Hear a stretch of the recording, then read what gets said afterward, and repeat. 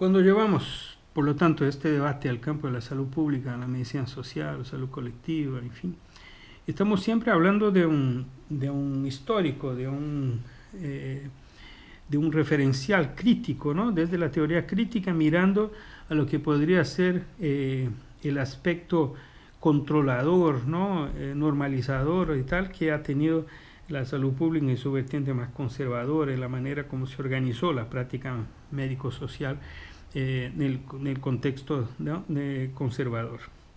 Y eso también se aplica a una reflexión sobre las formas conservadoras en que se da la misma organización de la sociedad, los movimientos sociales y todo eso. Porque los movimientos sociales no son necesariamente siempre movimientos transformadores en el sentido emancipatorio, libertario y tal. Hay movimientos sociales conservadores, hay movimientos sociales que invisibilizan la política en lugar de dar más conciencia emancipatoria a los agentes políticos, ¿no? Eso sobre todo se da en un contexto de disputa permanente ideológica donde se invisibiliza la política cada vez más, se asume un papel instrumental, tecnocrático, ¿no? Alrededor de la aplicación del conocimiento y de las prácticas profesionales, y eso termina alejando a la gente de una reflexión sobre el sentido de lo que hacen, y por lo tanto lo que nos amenaza ahí es una enajenación muy importante, ¿cierto? No todos los agentes conservadores son enajenados, hay conciencia también en el campo conservador desde el punto de vista de intención histórica y dominación y tal. Pero cualquier educación política digna del nombre siempre tendrá como referencia un proyecto de poder.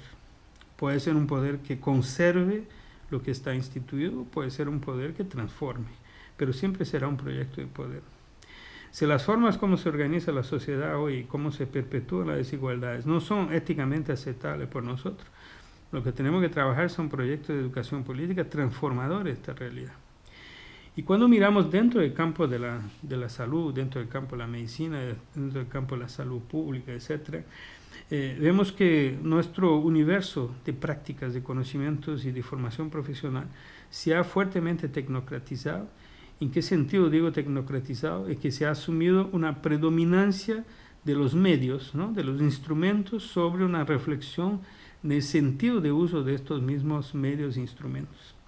Eso significa que, bueno, para hacer una aproximación más concreta, si nosotros vamos al ejercicio de la clínica, donde el primer y fundamental desafío es establecer un diagnóstico sobre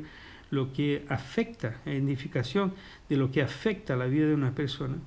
y si restringimos este diagnóstico a la interposición de medios investigativos, laboratoriales y tal, sin construir una hipótesis diagnóstica desde la historia de la determinación social que afecta a la vida de este paciente, sobre la forma de presentación de los señales y síntomas, y luego construyendo una hipótesis diagnóstica que vamos a comprobar mediante el uso de recursos de comprobación diagnóstica, nosotros empezamos a hacer una incursión meramente basada en lista de exámenes que después vamos a tratar de interpretar y buscar construir algún diagnóstico a partir de los exámenes. Y eso es una perversión importante, que lleva en muchos lugares a un gasto extraordinario en recursos diagnósticos, con una gran mayoría de los exámenes sin alteración, porque de hecho fueron pedidos exámenes que no tenían una duda razonable desde el punto de vista diagnóstico que justificara la investigación complementaria. Al hacer eso, nosotros ponemos en primer lugar el uso de recursos tecnológicos en lugar de interpretar y tratar de acercarnos lo más objetivo y rápidamente posible a la construcción diagnóstica que permita entonces el inicio de un tratamiento efectivo y el enfrentamiento del padecimiento, del problema que afecta a estos pacientes. Esto cuando lo miramos en grande, no solo a partir de cada caso individual, pero lo miramos dentro de un sistema de salud, provoca una irracionalidad muy importante en el uso de recursos, pero también una enorme deshumanización, porque entramos entonces en una producción en masa, ¿no? De procesos sin que logremos construir un plan terapéutico singular, individualizado, que nos genere un mayor compromiso, ¿no? En la solución de los problemas y en la búsqueda orientada al mejor resultado prognóstico posible para cada paciente. Yo creo que es muy importante poder entender el sentido mismo de la atención en salud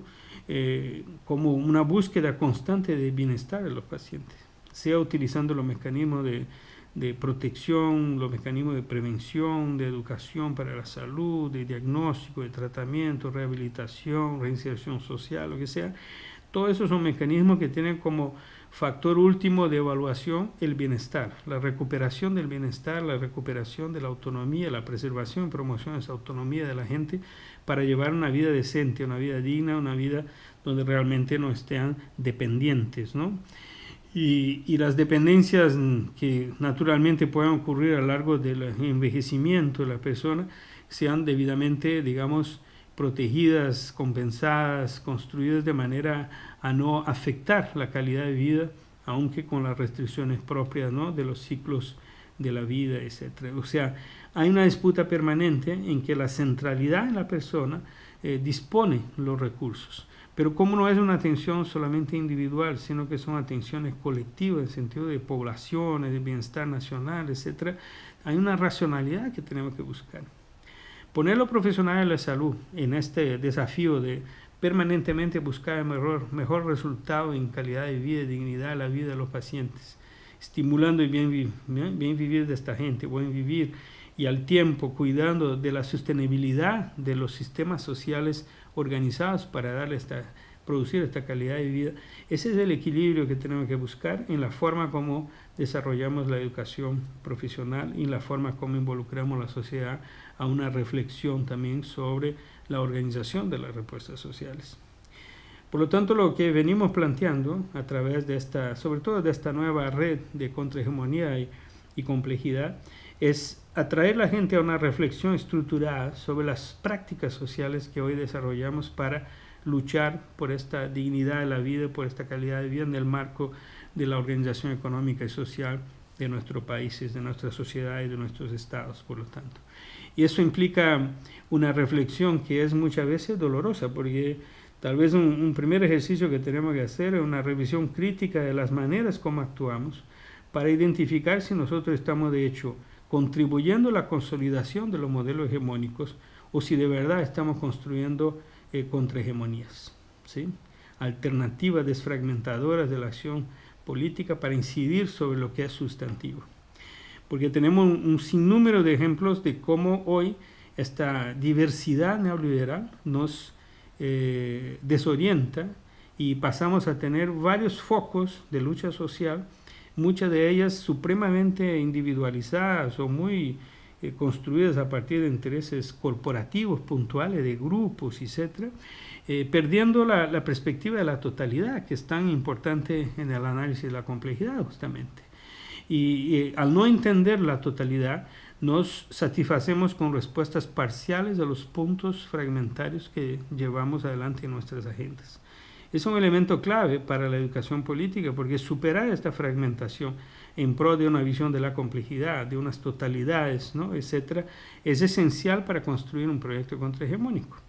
Pero también es esencial para organizar, por ejemplo, planes de estudios, para organizar los procesos formativos, para organizar o reorganizar las instituciones educativas, para crear alternativas de instituciones educativas, como son, por ejemplo, la iniciativa nuestra de laboratorios, ¿no?, de políticas públicas universalistas con focos precisos para incidencia política en los procesos políticos que se abren en cada etapa histórica en cada país, como son los programas de gobierno para elecciones, los procesos electorales, la renovación de leyes, los procesos de construcción de proyectos, ¿no?, de movilización social, etcétera, etcétera,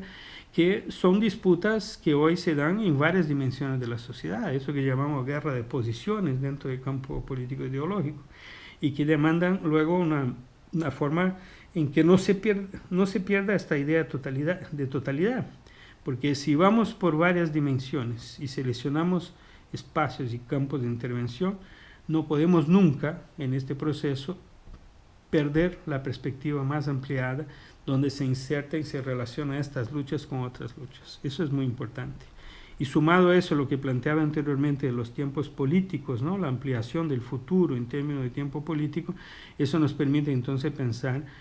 proyectos de mucho más largo aliento, ¿no?, con una perspectiva de realmente conseguir transformaciones sustantivas. Lo que sí es cierto es que en todo caso tenemos que trabajar todo el tiempo para preservar espacios públicos que permitan construir estas alternativas. Y a eso me referiré en el último bloque.